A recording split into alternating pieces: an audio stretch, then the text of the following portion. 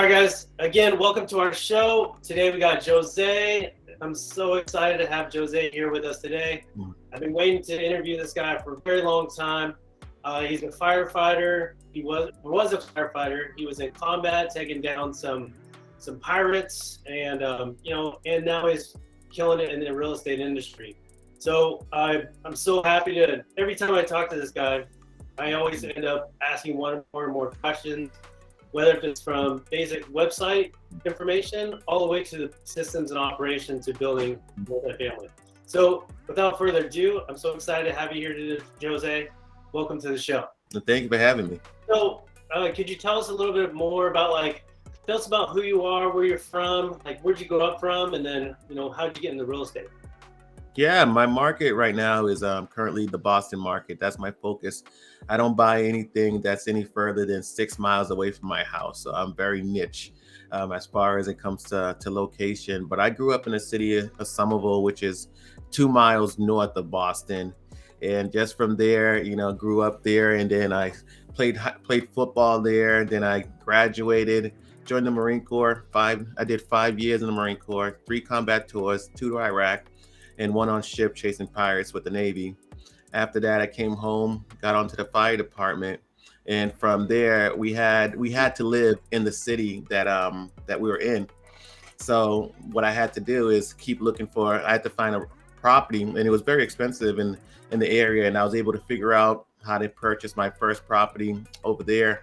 And then from there, I just got the bug and just kept getting it better and better and better to the point where, eventually I became a real estate agent, and I became a contractor, got my construction license, and now I'm a licensed broker, and I have my construction management degree in construction. From one, you're a Boston fan, coming from Boston, it's cold. And then, what made you want to go to the military? Honestly, I've always wanted to serve the military, and I took a year off from after I graduated high school because I knew my mom wouldn't want that. And I was going to school at the time, and I really wasn't happy with the curriculum and the education system. And so I decided that I was just gonna leave school and just, go venture on, find some jobs, and just figure it out. And then one day my mom was like, you have 2 choices.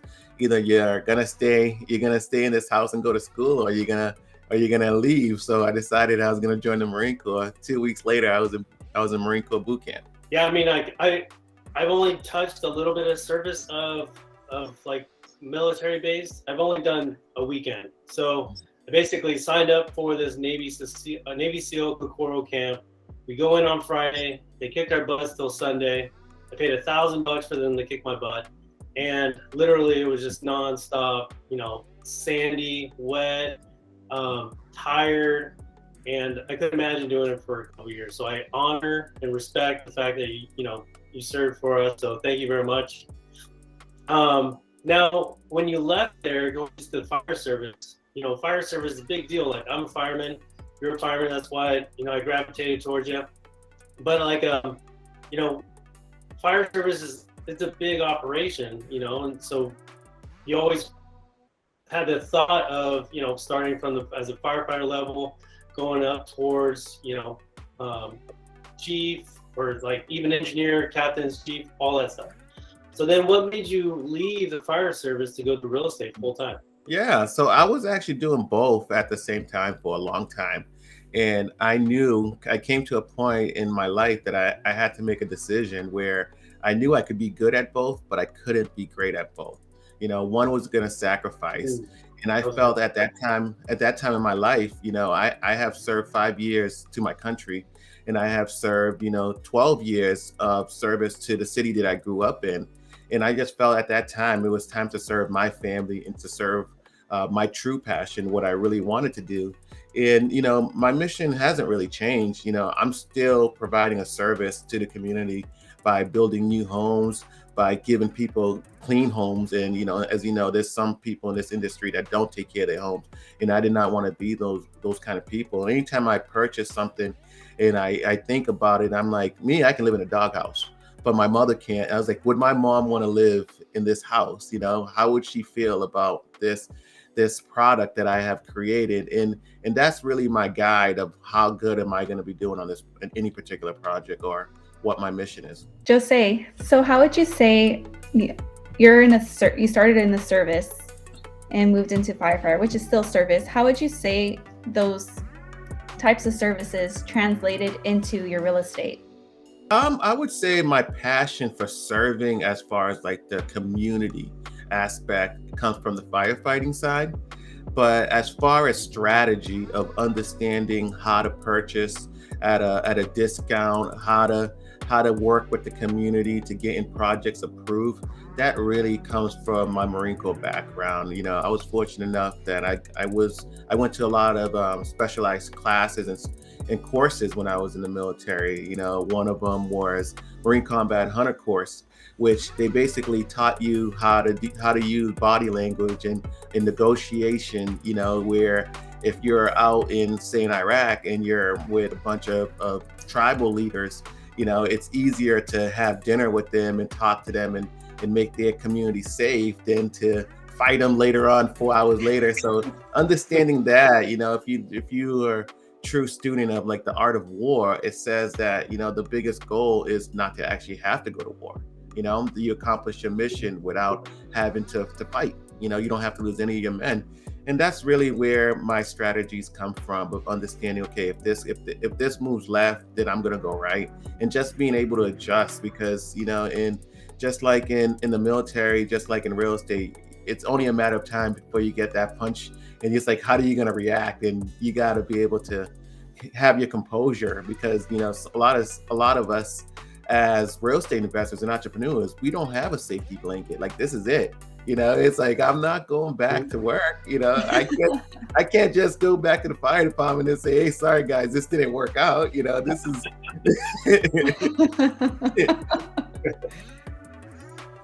Oh man, because that's the thing, is you had to burn the ships. You know, the terminology that they say, like, you got to burn the ships, leave those behind, and then just focus on what you have in hand and just move forward. You know, yeah, absolutely. And I know a lot of people, they fight themselves about trying to make that decision. And a lot of times, I believe a lot of people stay too long and they're just like, oh, what am I going to do? You know, but for me, it's like, you know what, you put all your chips in and you just go for the ride. Because, you know, if you're willing, what I believe is, like, if you're willing to, it's okay if you want to work for somebody else or build their business. A lot of people do. There's nothing wrong with it. And you can work 40 hours. You can be your kid's soccer coach. That's fine. But if you're going to be an entrepreneur, you got to realistically understand the first 4 to 5 years of that, you're going to be working 60 to 80 hours a week, because that's what your business is going to need from you. And at that time, you can't afford help. You know, in Boston, you know, $25 an hour, sometimes it's not enough. You know, some people need more money. So it's an expensive market. And the only way to do it is to work longer, work harder, and outwork everybody and be the smartest one there. all right. I mean, I could sit here and talk to you out for hours, but let's start diving into a little bit more about like your business. You know, like, so, you know, now you started getting into real estate. So like, what was your first like real estate purchase or, you know, transaction? How did we start there? Yeah, my first purchase was actually used a first-time home buyer's loan. I bought it in the city of Somerville where I grew up. I bought it for $450,000. That property today is worth 1.1.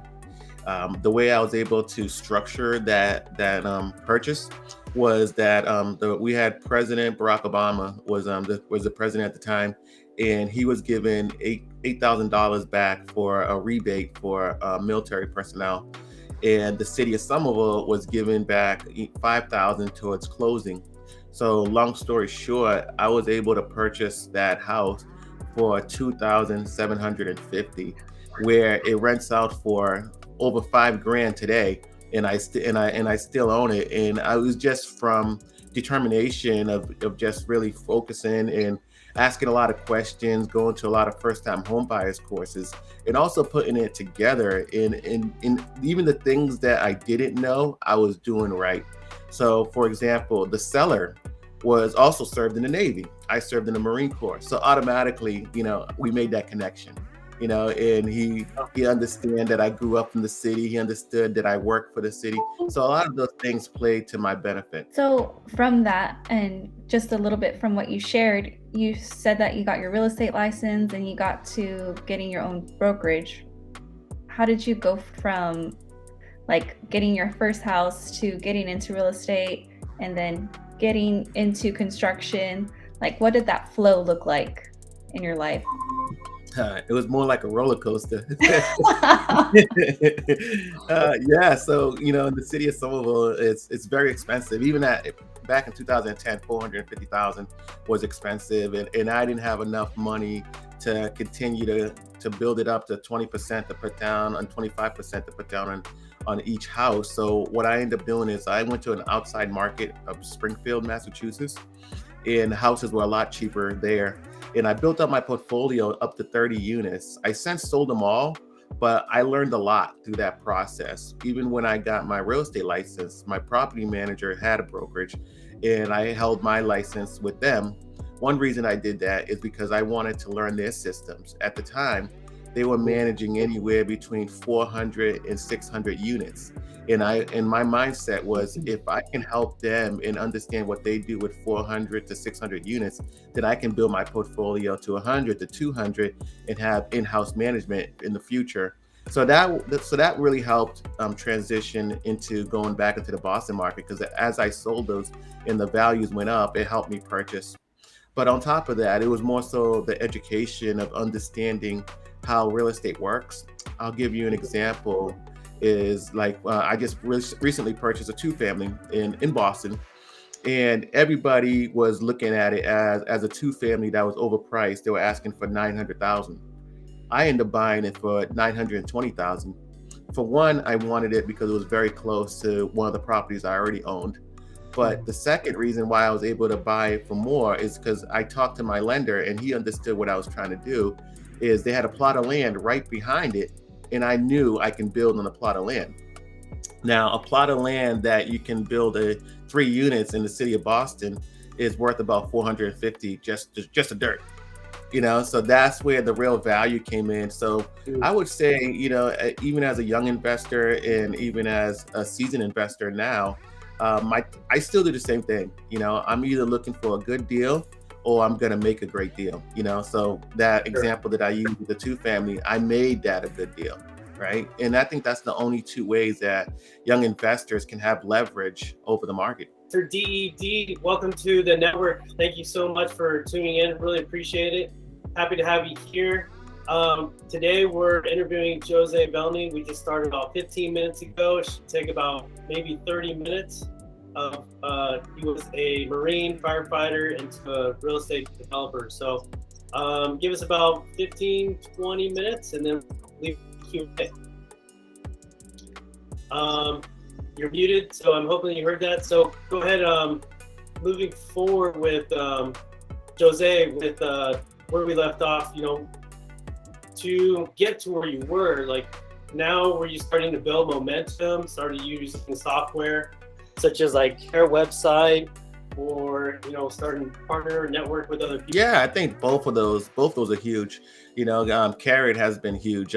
First, I'm a client, so I love what they already had, and I felt like anytime I went to a home appointment, I already had credibility, right? So when I walked into the room and the person's like, "Oh, you're in the Marines, or you were this, or you were that, or you grew up here," they already knew my bio. They already felt comfortable with me.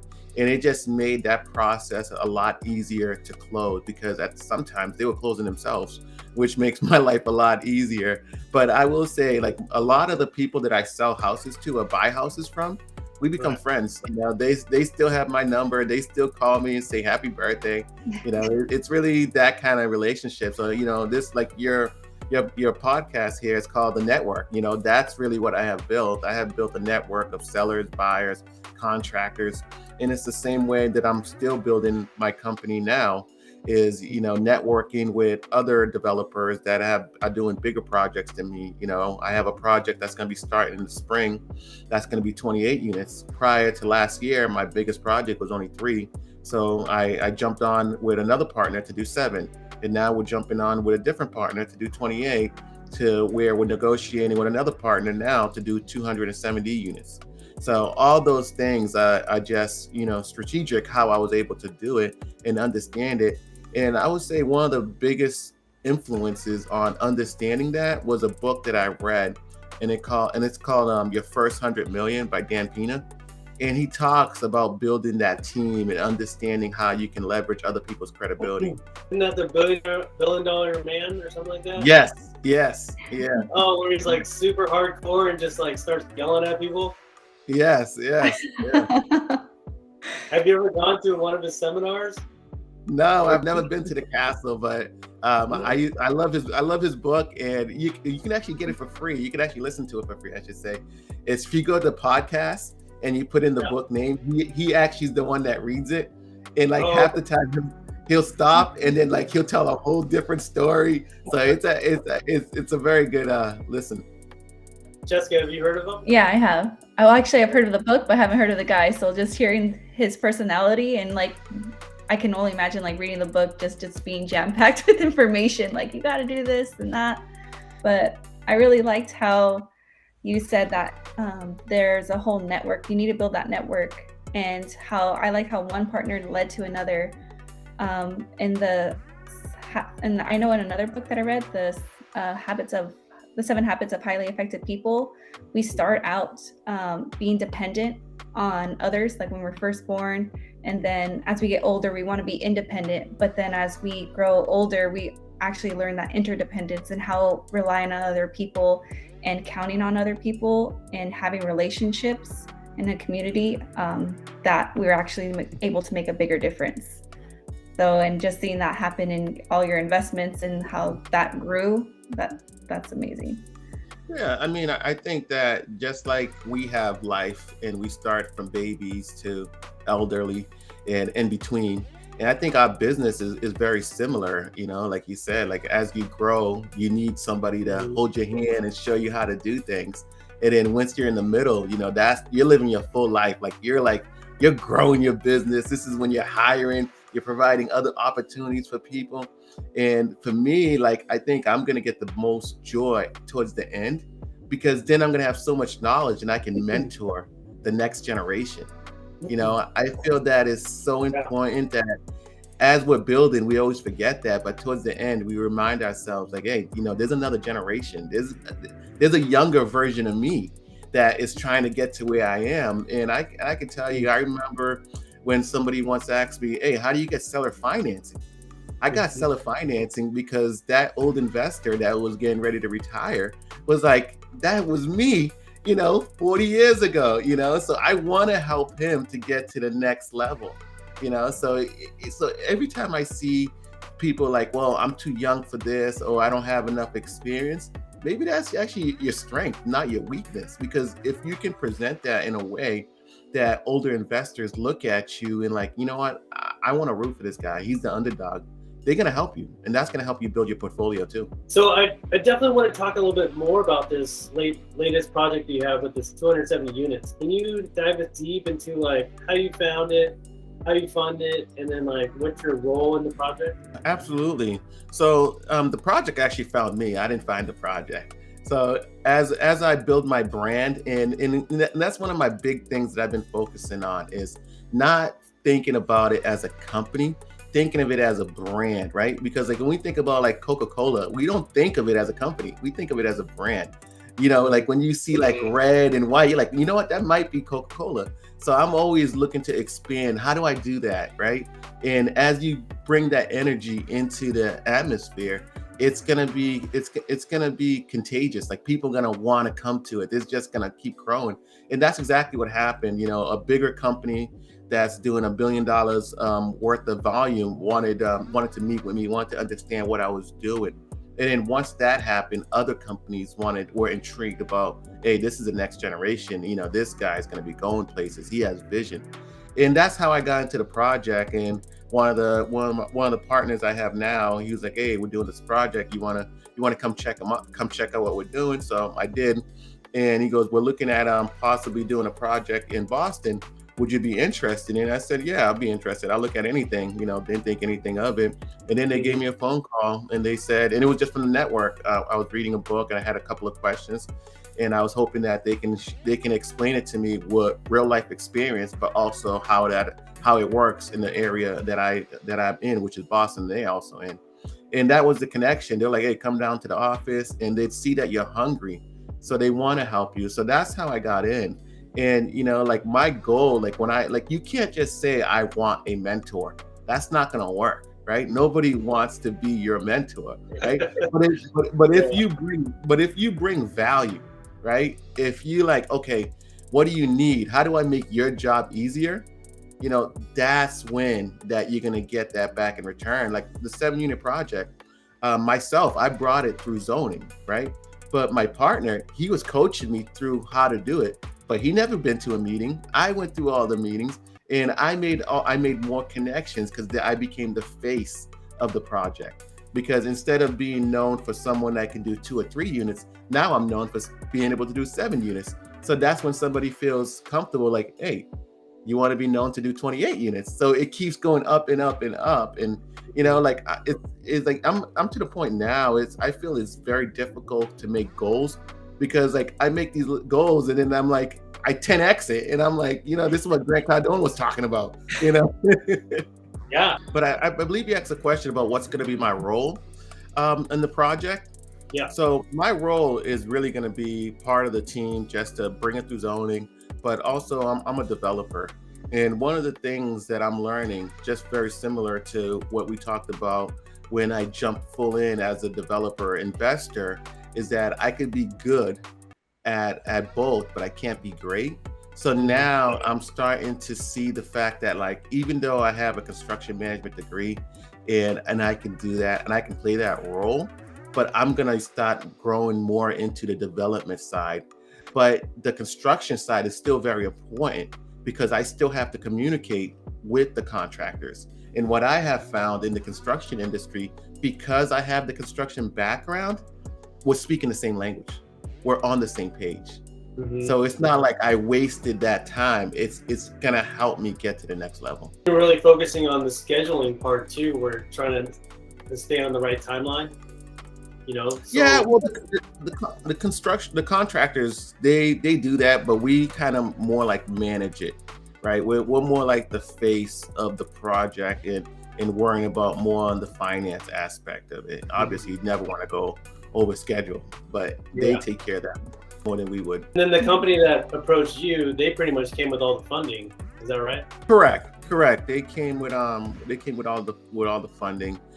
Friends and family, and the interesting thing is when I was talking to them, I'm like, I got to ask all these questions. This is my opportunity, grow, learn how to get to the next level. Right.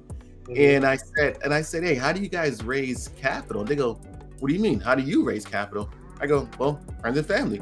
And I go, well, we don't have the same friends then, but it just shows like, as you grow into there, either like your network grows because now you put those kind of people into your network, or your credibility and capability grows. So people are just more willing to lend you more money.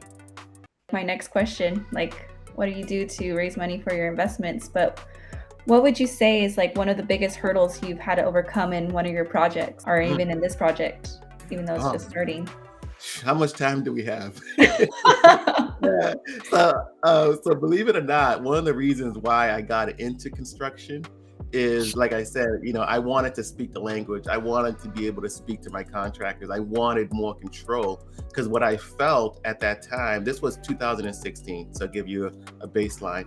And I felt that I was working on a project. I bought the most real estate that year, but it was like something crazy, like I think it was like $3 million, and it was like myself, and I wasn't even like raising capital. Like that's how much I purchased that year, and I had to fire a contractor, and it messed up my schedule because I had to go get another contractor. And I said, you know what? 2 things I learned. One, I was a poor communicator, and as far as understanding construction, and second, I was sitting in the wrong seat in my company.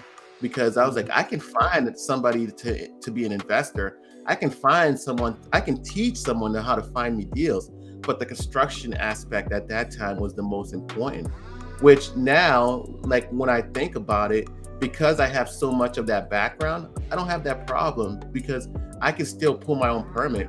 And if I fire a contractor, I can take his place. And because of that, I never have to fire him because he knows I have leverage already.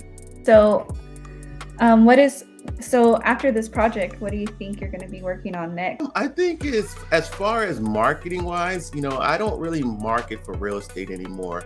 I get about, I would say 5 to 10 leads a week now that someone's pitching me a deal or a project, or they want a joint venture with me. So that's not really my target. Right now, my target is to get more into those bigger projects.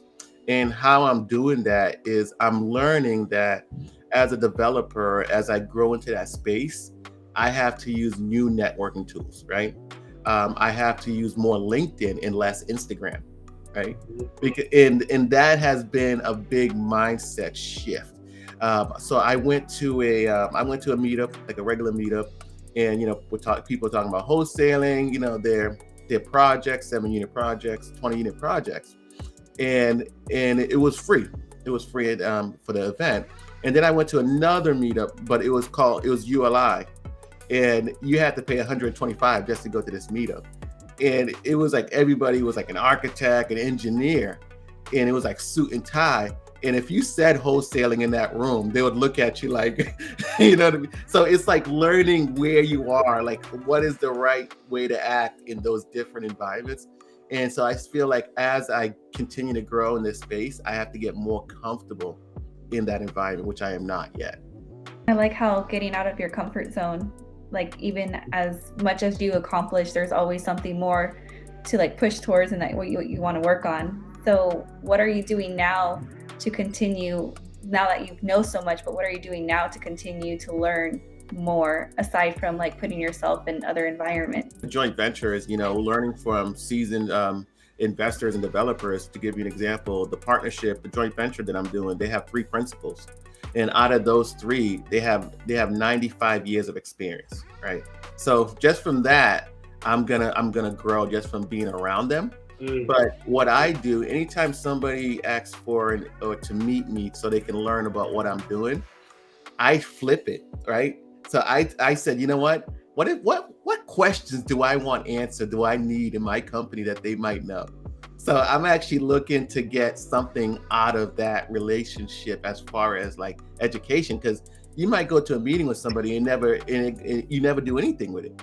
But at least if I'm there and I'm able to ask a few questions, that's going to move my company along, because I feel like it's a cheat code, because they already know the answers, because old investors and developers have made the same mistakes, and that's why they're good investors, because they made those mistakes, they recovered, and they got better. It's always about improving. It's like going to the gym. How do I improve? How do I get stronger? How do I get faster? And a lot of it's really networking. I do a lot of reading.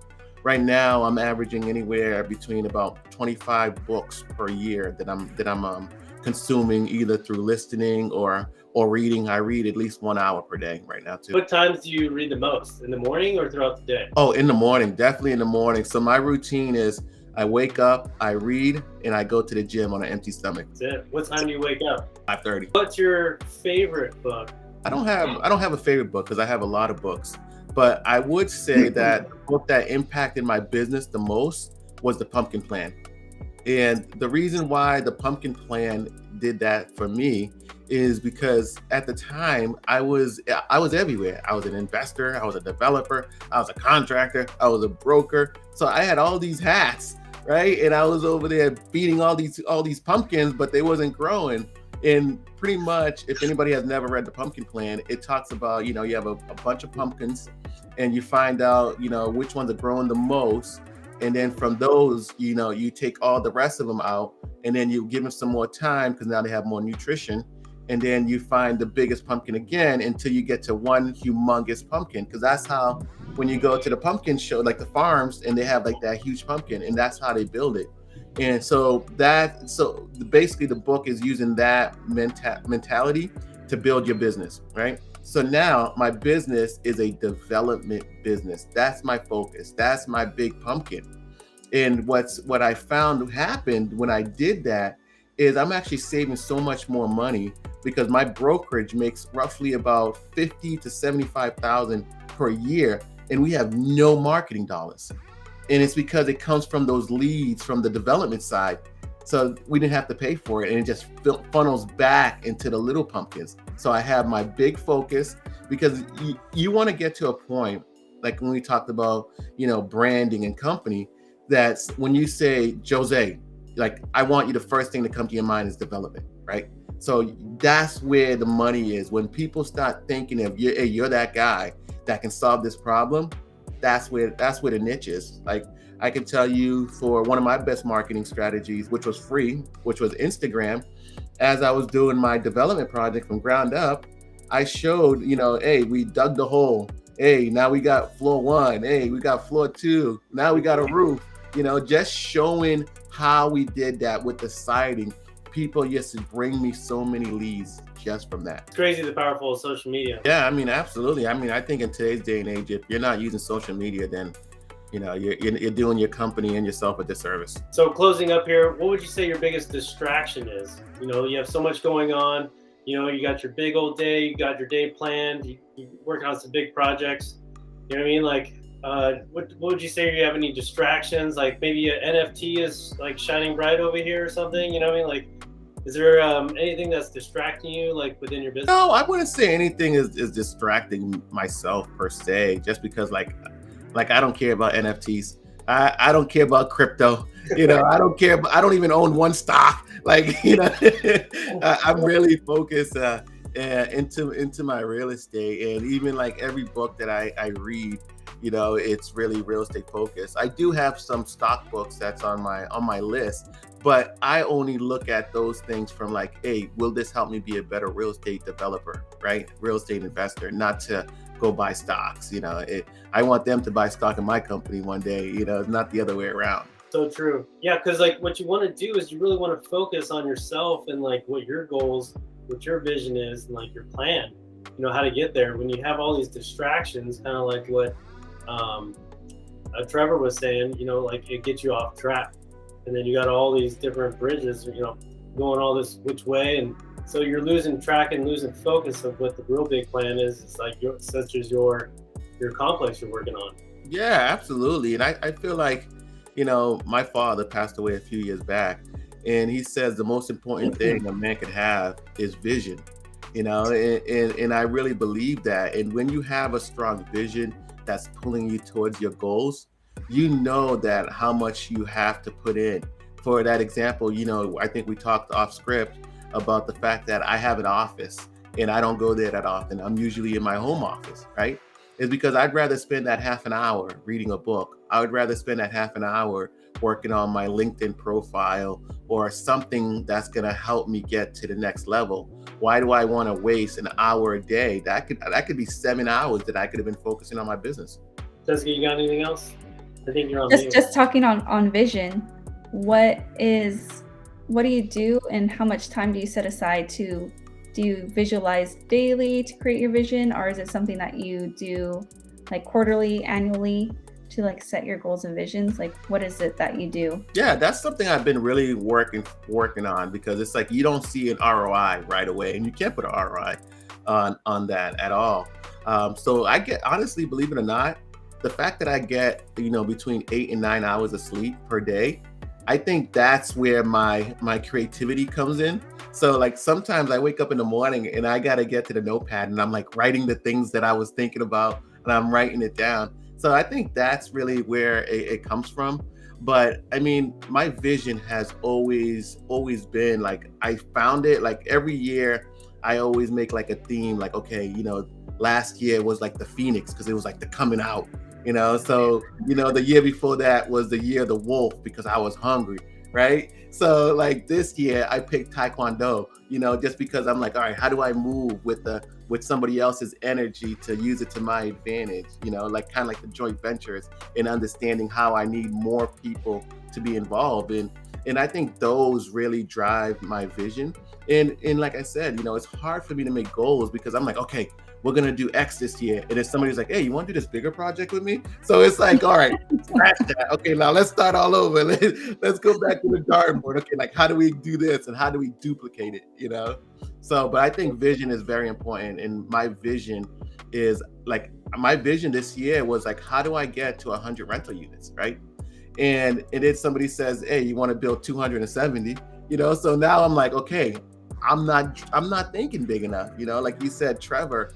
One thing that he says that you have a good goal when you have a 50% chance of failing, right? So now I said, you know what? I want 1,000 houses for my rental. So that's my new goal. I put another 0 instead of 100. Let's go for 1,000. It's gonna take time. It's gonna drive me to be better. But now, because of those opportunities that I have had, I know it's possible. So we can bring in Q&A. I believe it's Mr. DED. Do you have any questions, comments, concerns that you have for any of us in the panel or Jose himself? Hi guys. Yeah, sorry I'm late. I was just getting home and feeding my dog and feeding myself, and it was great listening to Jose. I'm actually still in the Marine Corps, so Semper Fi, brother. But no, it was definitely listening to your vision and how you've continued to focus on continuing education and not afraid to kind of pivot into bigger spaces and empower yourselves. It's definitely a feel-good story to listen on my end over here. Yeah, no, thank you. And I'm sure you can relate to it too. It's something that we don't talk about when we talk about our network is also having control of who you allow in your network, right? So having negative energy in your network and how to get it out of there. I was on the Marine Corps SWAT team, SRT as they call it. And I remember because it was such a small group and it was such great energy and I was the youngest. So I got the most value. And I think that's kind of deep rooted where some of that mindset comes from. I had a Sergeant Ford and he was hardcore as you can get, he believed Marine Corps, camouflage blankets. That's what he slept in, he was that kind of guy.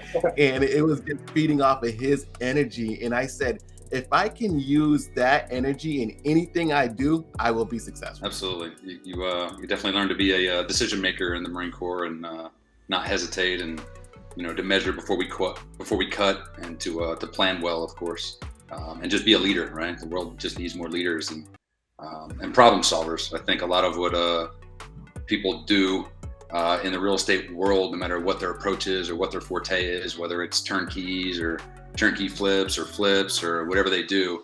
And I learned this from Nato, if you guys have heard of him. He's big time, to me anyway, at Masters of Real Estate in Vegas about 2 months ago. And one of the things he came out and said and kind of set the tone for the whole 3-day summit was that we're not real estate professionals. We're problem solvers. And no matter who's selling a house or a commercial property or what they're doing or what stage they are in life, or I think Jose mentioned earlier, an investor, how did you get this guy to seller finance? Well, he was an old veteran of real estate investing, and he, would be looking for it. Thought maybe I'd be interested. Maybe even that seller brought it up. But we're problem solvers, is what Peter Fortunato said, and that no one ever sold a property that didn't have a problem, right? They like the cash flow, but their son is about to go to college and they need to pay for college, and they want the cash flow from the property, but they got to pay for their son's college. Well, maybe you can set that up for them by seller financing or something like that. So, to your point, just kind of thinking outside the box and some of the things that the Marine Corps kind of brings, instills in us, we can kind of take it forward and bring it into the civilian world. Absolutely. And I can tell you one thing that I learned from the Marine Corps is really how to structure your business, because we have that culture. And, I believe we are the only branch that at E4 has a leadership, like he's an NCO. And the reason why is because we teach our guys that they have to be leaders. There's no way around it, and that's really strong. And that's the backbone of my business. Even as I grow it, I don't want the biggest team, because I want a good small team that can execute. And that's really important. And back to your point, Pete is amazing. I actually have been to one of his conference. It was called What Box. It was in Atlanta that I bumped into him. Great guy. And if you ever want to learn creative financing, there's no better place a better person to learn from. So yeah, I know Pete very well. I haven't taken that one, but I've heard great things about it, which is basically the concept of the title of the course is, get way outside the box, right? And not be trying. Yeah. Well, that's the whole concept. They're like, they call it what box because he's like, what box? Like there is no box, and the way he thinks. That guy's just awesome. What a wealth of knowledge. Yeah. One of his courses in Florida. And I just love how whenever he approached somebody, he just like, oh, I know someone who has done it this way. I was like, maybe this will work for you. And how he just gets them to make it feel like it was their idea to begin with, but when he already knows the solution for them. He's really great at what he does. Yeah, he's definitely a master at his craft. For sure. Yeah, that whole team, they put a lot of, obviously you're doing death by PowerPoint for the whole 3 days for like 12 hours a day. But they put up, every once in a while, they put up like an attention grabber picture of that whole crew, Gary Johnston, Deitches, all those guys. They've all been doing this together forever, and they all kind of migrated to like the Florida area. Some of them were from there, but it was just really cool seeing them, old, like some of the pictures are black and white. I mean, it was just wild. And then watching these guys all in their like 60s, 70s, 80s up there. And it was super cool just to watch their journey and just the fact that they give back so much, which I just think is awesome. Well, thanks guys. I feel like we should start wrapping this up. Again, people who are tuning in at this hour, a little bit about us. So we're called The Network from Jessica and I, and we just want to provide a network for individuals. So we have a live event in Riverside, and then we have a couple virtual events throughout the months. And it's all about giving back to others. And so our main focus is we have a vision. Our vision is to be in a nonprofit to give back. And so we want to partner with Angel House. And so our vision is to raise about $25,000 to get a orphanage for about 12 kids in India with millions of kids that are sleeping on the grounds in the elements. So that's one of our big goals by the end of the year. So again, I just want to say thank you guys for being here, and I'm really excited to get this show up on the road and up on the listings, and tremendous value today. So thank you so much. Thanks. So if you don't mind me asking, is it DED or you have a name? Yeah, that's my initials. My name is actually Dennis. I go by Den though, but yeah, I just have my initials up there. I guess I need to change that. Cool. No, sounds good. Thanks, Den. Pleasure to have you here, Jose, and of course, Jessica.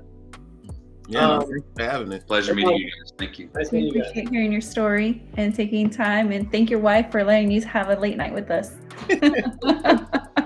Her dad was an old school real estate investor. She's used to it. Oh, okay. This is late nights. She knows what's coming. Yeah. Thank you guys. Appreciate it.